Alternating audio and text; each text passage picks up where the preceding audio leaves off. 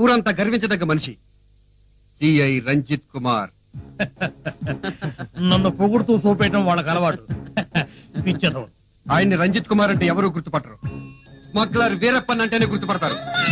ఆ స్మగ్లర్ వీరప్పన్ చాలా డీసెంట్, మనుషులు మాత్రమే హత్య చేస్తాడు. కానీ ఈ లోకల్ వీరప్పన్ గాడు మనుషులు ఎముకలు తోలు కండ అన్ని పీకేసి రక్తాన్ని తాగే టీటీఎస్ రక్త పిశాచి.